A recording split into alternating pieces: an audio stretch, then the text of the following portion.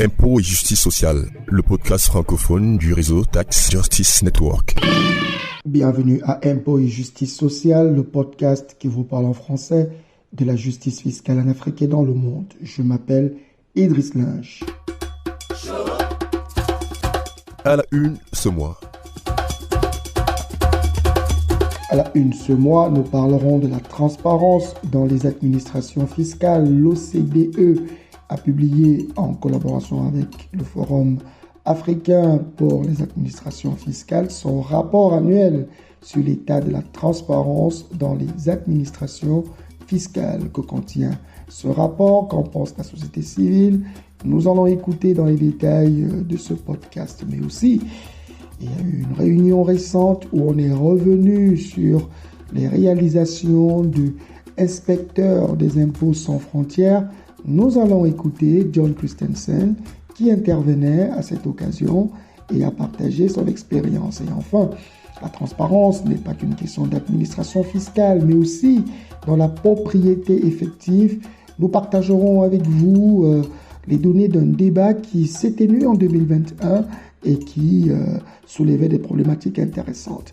Je rappelle que vous pouvez suivre ce podcast sur notre page de podcast impotsocial.libsyn.com. Libsyn avec S-Y-N à la fin. Vous pouvez aussi aller sur la page des podcasts de Tax Justice Network en allant sur le lien de taxcast.net et vous recherchez l'onglet en français. Et pour ceux qui ont Stitcher, le programme est ajouté.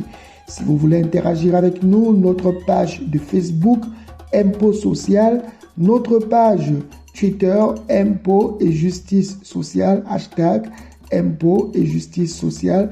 Et pour ceux qui veulent nous écrire, impôts-social@outlook.fr. Voilà pour la une, à tout de suite pour les détails.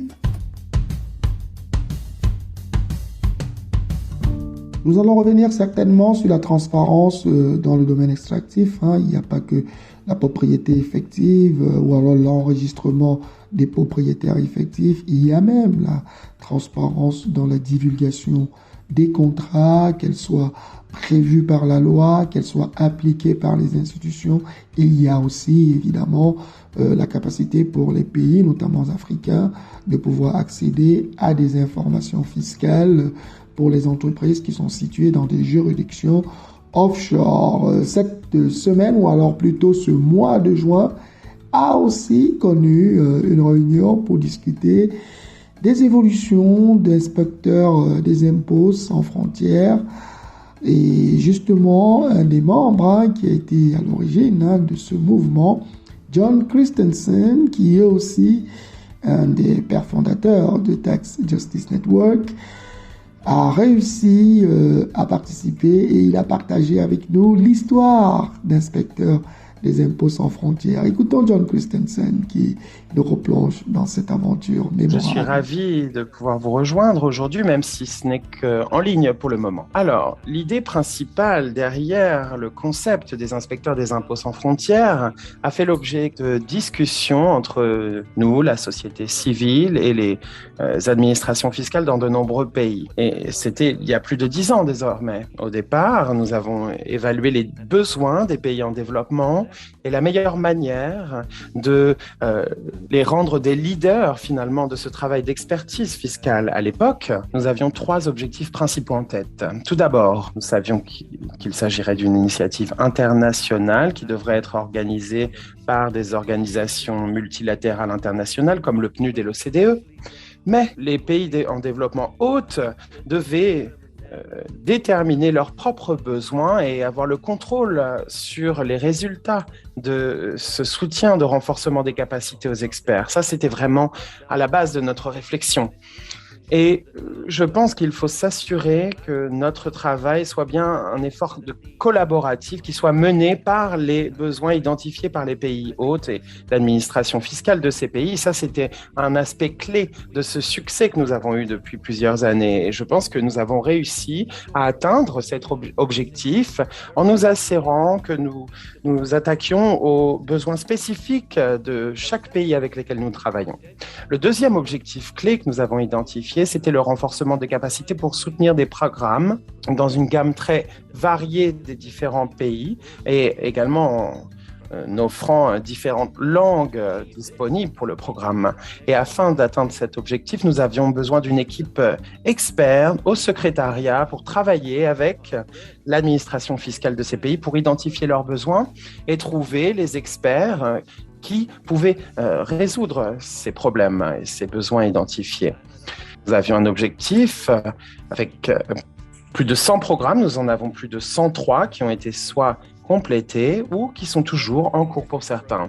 Et sur ces 103 programmes, ils concernent 53 pays dans les Caraïbes, en Amérique latine, en Afrique, en Asie et en Europe de l'Est. Et lorsqu'on prend en compte les défis que cela représente, créer ce type d'initiative internationale avec les complexités politiques, l'utilisation d'experts externes et le travail avec l'administration fiscale, eh bien, c'est vraiment un grand succès tout à fait remarquable, surtout lorsqu'on prend en compte le fait que la pandémie de Covid a restreint nos capacités, notre mobilité internationale plutôt, et a nécessité que nous travaillions beaucoup en ligne. Enfin, le troisième objectif principal que nous avions à l'esprit lorsque nous avons parlé de la création d'inspecteurs des impôts sans frontières était que le programme puisse s'attaquer à des questions de renforcement de capacité dans de nombreux secteurs autant que possible. Et ça, c'était une composante cruciale pour répondre aux besoins des administrations fiscales que nous soutenons, tout en gardant à l'esprit que les différentes approches nécessaires pour ce travail d'audit portent sur le tourisme, l'industrie du pétrole, la culture, l'agriculture, le système bancaire, financier, le système minier. Et donc, c'était une tâche très complexe. Et une fois de plus, je pense que nous avons beaucoup avancé pour atteindre ces objectifs. Et il s'agit d'un périmètre très large qui nous a permis d'inclure d'autres secteurs et ils seront toujours menés, bien sûr, par les besoins des administrations fiscales des pays. Toujours avec John Christensen, évidemment, plusieurs autres personnes ont fait des commentaires sur cette instance internationale, mais rendu aujourd'hui au terme d'une certaine période d'avancée d'inspecteurs sans frontières, vers où est-ce qu'on doit aller, que nous dit John Christensen, en termes de vision prospective. Les inspecteurs des impôts sans frontières sont la première organisation à travailler sur le renforcement des capacités en ce qui concerne l'imposition. Je pense que ce programme a des qualités qui le distinguent d'autres programmes. Et l'une de ses caractéristiques clés, je l'ai mentionné tout à l'heure, c'est que ce programme répond aux besoins très clairement identifiés des pays. En fait, tout dépend des demandes que l'on a eues. Et ces besoins sont très différents les uns des autres en fonction des pays, des secteurs. Donc, la capacité de l'IISF de fournir du contenu qui répond aux besoins des autorités fiscales des différents pays est absolument crucial à notre réussite.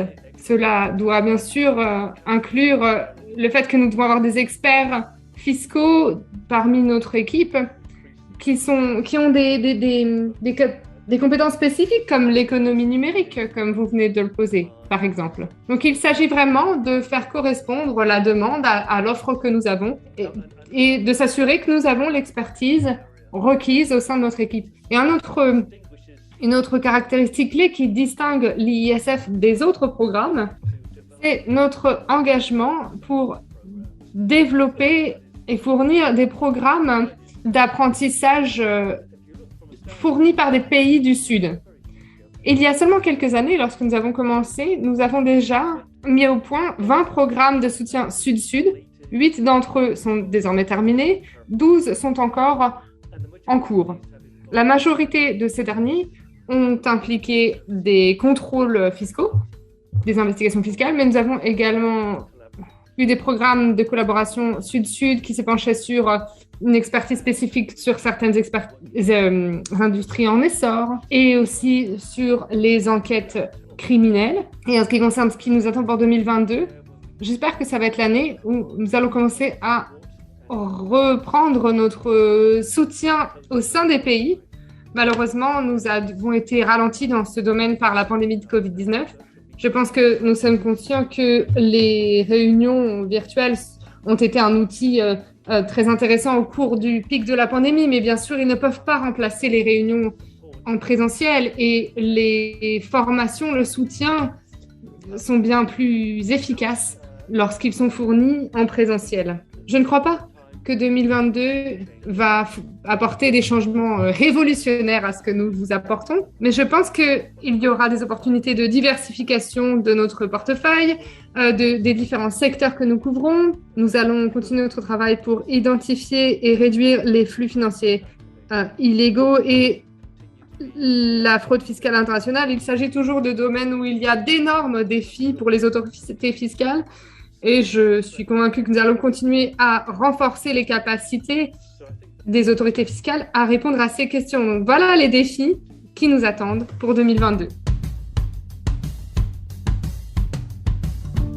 Je le disais à la une de ce podcast, récemment l'OCDE et la CAF ont publié le rapport sur la transparence des administrations fiscales en Afrique. C'est un rapport qui s'appuie davantage sur l'échange d'informations en matière fiscale. Écoutons ce qu'a dit Zaïda Manata, qui est la patronne du Forum Global, qui participe à la production de ce document, et des évolutions qu'elle a notées sur l'ensemble des administrations africaines au sujet de ce volet précis. On a eu une amélioration des connaissances par rapport à cet échange de renseignements et on a reconnu qu'en 2014, 78% des pays ont reconnu que les niveaux de connaissances étaient faibles. Et donc, on a eu bien de progrès dans l'expertise et 79% des pays jugent que leur niveau de connaissances et leurs expertises par rapport à l'échange de renseignements a augmenté. Et une augmentation de 23% par rapport à ce que l'on avait vu en 2014. Les autres conclusions sont aussi très importantes. Tout d'abord, les pays africains créent l'infrastructure nécessaire pour l'échange de renseignements. Et donc, on a vu des changements et vous voyez cela par les chiffres affichés en 2021. On a eu un pays de plus qui a délégué la fonction d'autorité compétente du ministre des Finances ou de chef de l'administration fiscale à un plus grand nombre d'agents pour que le processus d'échange de renseignements soit plus efficace.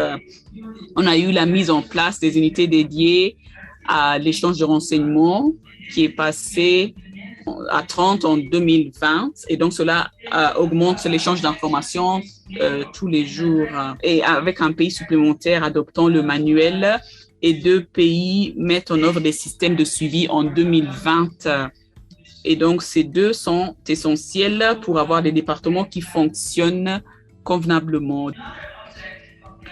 Un autre objectif de l'initiative Afrique est de permettre les pays africains d'élargir leur réseau d'échange de renseignements pour permettre aux contrôleurs d'enquêteurs fiscaux d'avoir accès aux informations nécessaires. Et c'est vraiment intéressant pour pouvoir faire la vérification et de voir, par exemple, les transactions transfrontalières, etc. Et donc, c'est vraiment important d'avoir un plus grand réseau de partenaires pour pouvoir échanger des informations. Et donc, on a eu des progrès très importants dans les pays africains en dépit de la pandémie. On a eu 383 nouvelles relations d'échange de renseignements qui ont été créées. Et donc, on a vu, par exemple, l'administratif mutuel en matière fiscale qui a été signé et qui est l'instrument multilatéral. Le Rwanda a aussi signé, la MAC, le Botswana, l'Eswatini et le Libéria l'ont ratifié et ceci l'a permis à entrer en vigueur.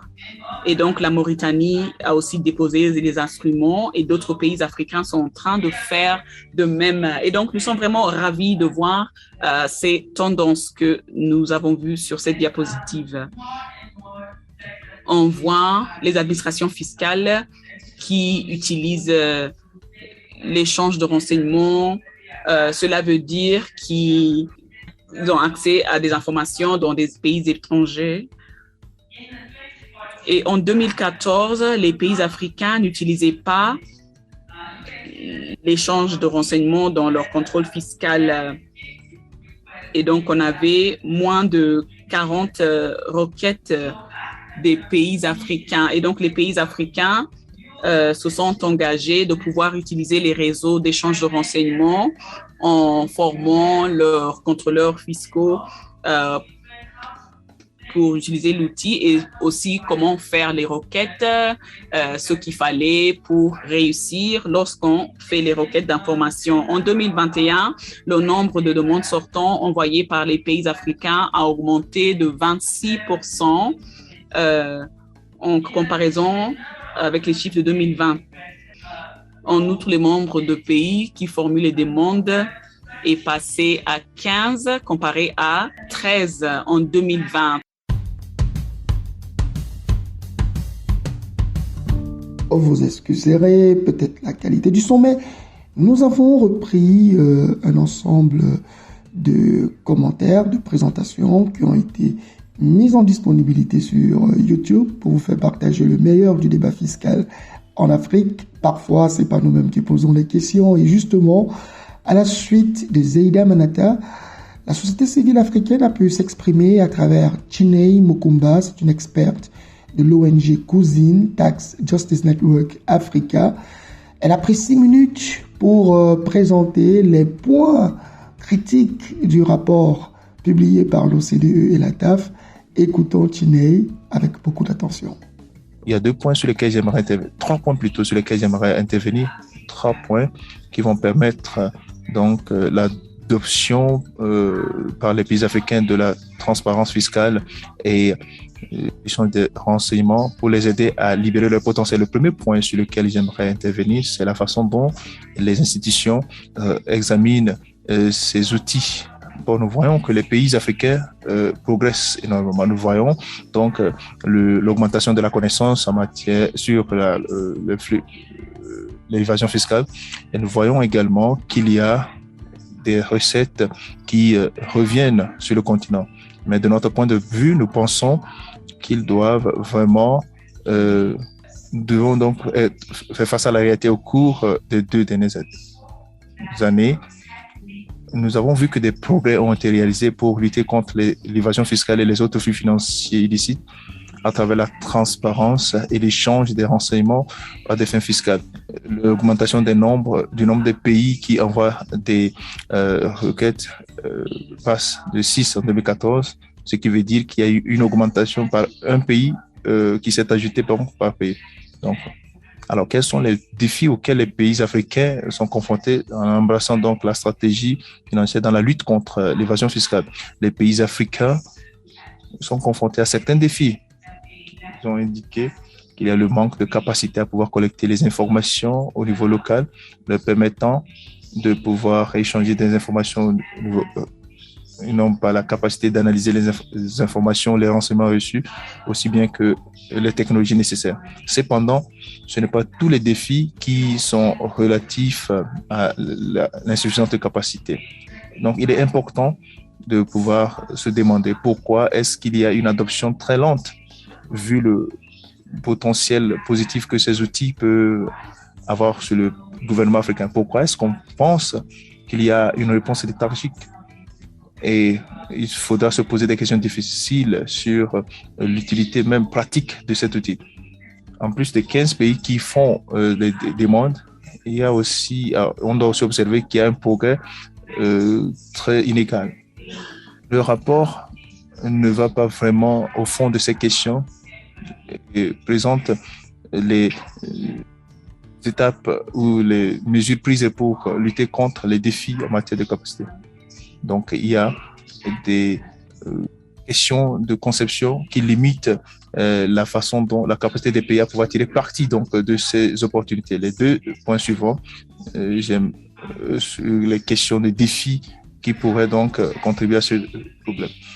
Les normes d'échange des renseignements nécessitent donc échange réciproque. Donc, les juridictions doivent s'accorder à pouvoir partager des renseignements. Cependant, plusieurs pays développés sont des destinations importantes pour des citoyens venant donc des pays pauvres pour cacher donc leurs revenus. En tant que société civile, nous appelons toujours à ce que l'échange des renseignements automatiques puisse être fourni sur des bases non réciproques avec les pays non membres de la G20, surtout les pays moins avancés. Il y a un montant relativement faible qui passe des pays développés vers des pays pauvres. Or, des fortes sommes d'argent vont dans le sens inverse. Donc, si les pays peuvent recevoir donc des informations sans pouvoir envoyer leurs. Donc, le principe de responsabilité commune non différenciée que nous voyons dans plusieurs négociations des Nations Unies, nous pensons que cette approche devait être pertinente à cette situation. Mon troisième point porte sur la contribution à l'adoption des normes. Si nous voulions concevoir des normes qui sont pertinentes au développement donc des pays, une question de conception, c'est de voir les pays africains participer au développement de ces normes et non seulement à la mise en œuvre de ces normes. Ainsi, en tant que la société civile, nous demandons à ce que ces discussions puissent être tenues en premier au niveau des Nations Unies. Et nous voyons la valeur, reconnaissons la valeur donc de cette plateforme. Nous la percevons comme étant une plateforme sécurisée, une plateforme qui peut servir ou faciliter donc les échanges et créer un cadre pour une coopération internationale qui pourrait donc se tenir au sein des Nations Unies. Au cours des années dernières, les pays du Sud ont appelé à la mise en place d'un organe fiscal sous l'égide donc des Nations Unies. Au cours des mois derniers, cet appel a été repris par les ministres des Finances africains. Nous voyons que cela est très important parce que cela sera perçu comme une plateforme dans laquelle donc les pays africains peuvent participer à la conception donc des normes et non simplement les mettre en œuvre. Pour conclure, ce que j'aimerais dire, c'est que nous voyons un progrès. Nous voyons qu'il y a une transparence grandissante et l'échange des renseignements à des fins fiscales tels que présentés dans le rapport. Mais nous pensons qu'il y a beaucoup à faire. Nous remarquons que les gouvernements africains perçoivent donc la valeur de ce travail. Cependant, il est important d'aborder des questions internes qui ont été présentées dans le rapport, mais aussi des questions systémiques et structurelles. Et en ce faisant, et en travaillant pour éliminer donc les goulots d'étranglement qui facilitent donc les flux financiers illicites sur le continent, nous pourrions parvenir à la réalisation des objectifs de notre continent. Avec Jenny, on va réaliser que la transparence en termes d'échange d'informations ne suffit pas. Il y a encore beaucoup de préalables. Et justement, Tax Justice Network a publié cette année encore son indice d'opacité financière, un vrai outil d'audit au risque d'opacité et donc d'outils qui permettent d'identifier les juridictions qui favorisent massivement ou peu la réalisation des transactions financières non transparentes. Et justement, un des aspects de cet outil, c'est la propriété effective. Il faudrait aussi qu'il y ait un cadre de transparence évident sur la propriété effective, notamment en matière de contrats miniers. Et cette question a fait l'objet de discussions en 2021, c'est vrai, mais nous n'avions pas rapporté cela. Le commentaire, la présentation a été disponible sur YouTube et nous avons choisi de vous faire écouter quelques extraits, notamment les évolutions au Sénégal avec le coordonnateur, autant pour moi, adjoint de l'ITIE Sénégal. Écoutez ce qu'il en avait pensé.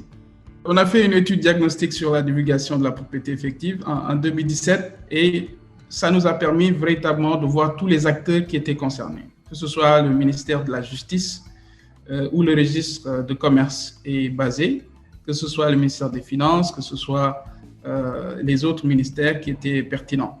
Ça a été extrêmement intéressant parce que de cette partie-là, on a pu établir un protocole avec le ministère de la Justice notamment, pour établir le Comité national et le ministère de la Justice, le ministère des Mines et du Pétrole, une feuille de route commune pour faire avancer les réformes. Et l'option qui a été prise en fin de compte, c'était d'avoir un décret qui encadre la divulgation des bénéficiaires effectifs au Sénégal. C'est dans cette mouvance-là que le GMP au Sénégal a mis en place une commission de divulgation des bénéficiaires effectifs et qui a travaillé de façon régulière pour les méthodes de collecte, pour le formulaire de collecte des données, également avec un partenaire technique qui est passager de la base de données pour véritablement arriver maintenant, actuellement on a les greffiers qui sont en formation aujourd'hui même, actuellement.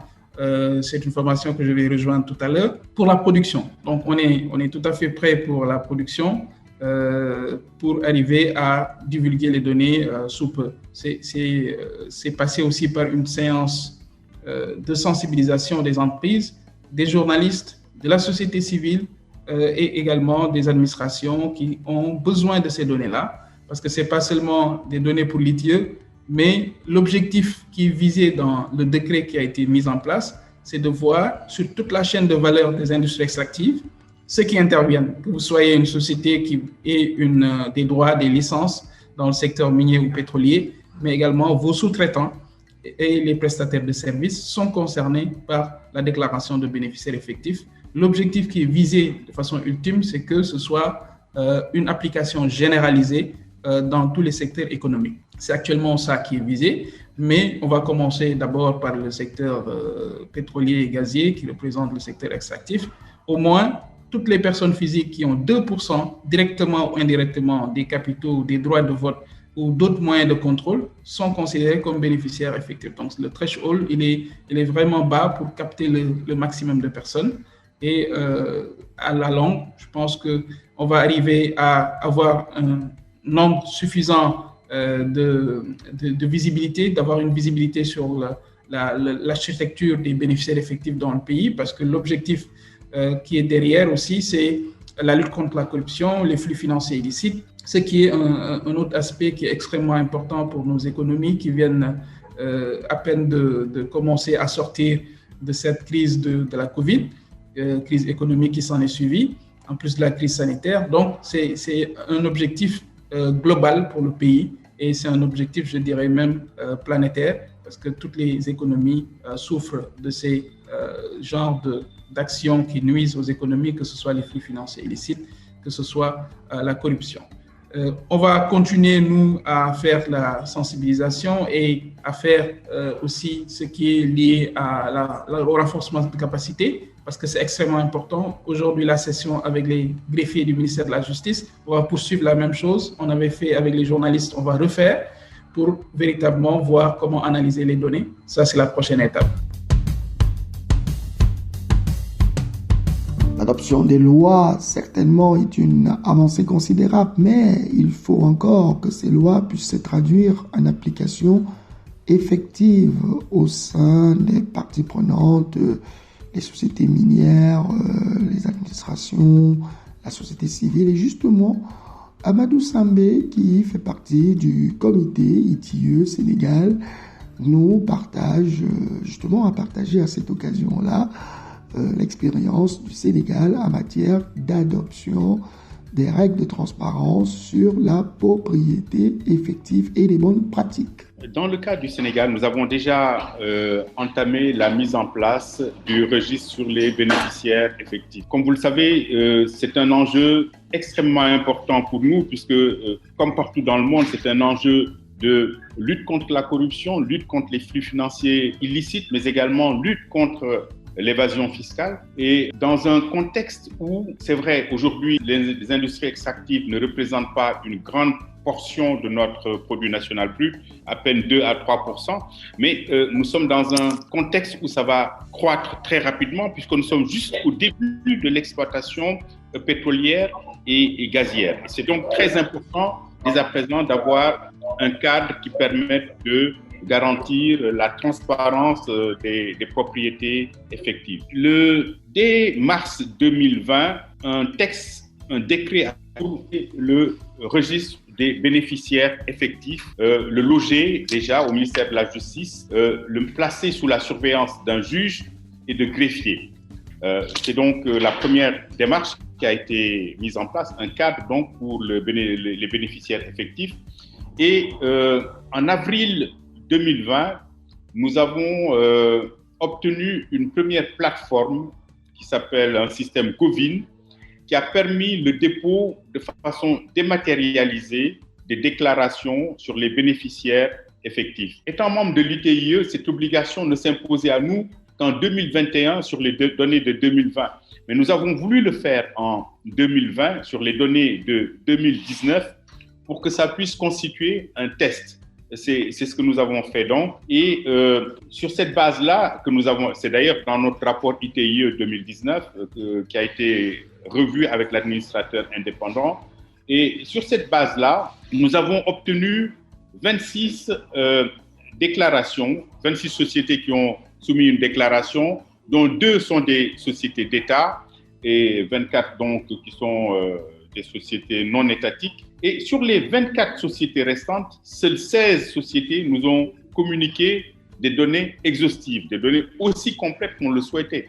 Puisque déjà à l'époque, nous avions conçu, de concert avec le ministère de la Justice, un formulaire de déclaration. Et dans le décret de mars 2020, il était prévu un arrêté qui allait officialiser ce formulaire. Mais en attendant qu'il soit fait, nous avons pris les devants et nous avons travaillé avec ce formulaire-là.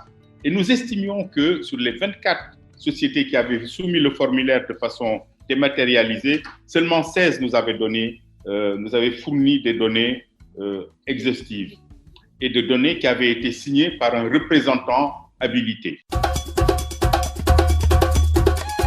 Voilà, comme je disais, John Christensen peut être doublé par une voix d'homme ou par une voix de femme. Nous avons pris des extraits sur la conférence telle qu'elle a été finalement rendue disponible sur YouTube. Voilà, c'est la fin de ce podcast. Nous espérons revenir à la fin de ce mois, évidemment, avec un autre podcast où nous allons toujours parler des questions de transparence, aussi d'indices d'opacité financière, parce que nous n'avons pas fini d'éplucher ce dossier, mais aussi peut-être des flux financiers illicites tels qu'ils sont perçus par les auditeurs africains. Tout cela est à mettre en perspective. Mais d'ici là, vous pouvez écouter tous nos podcasts sur notre page de podcast impotsocial.libsyn.com, Libsyn avec S-Y-N à la fin, ou alors allez sur la page des podcasts de Tax Justice Network où vous aurez les versions anglaise, française, arabe et espagnole.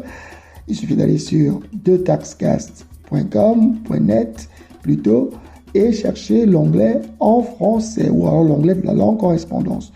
Mais aussi vous pouvez interagir avec nous en allant sur notre page Facebook, Impôts et Justice Sociale, ou alors notre page Twitter, hashtag Impôts Social, et pour ceux qui veulent nous écrire, impôts-social@outlook.fr. Je vous laisse et je vous souhaite une bonne vigilance sur les évolutions fiscales dans votre pays. Au revoir et à la prochaine.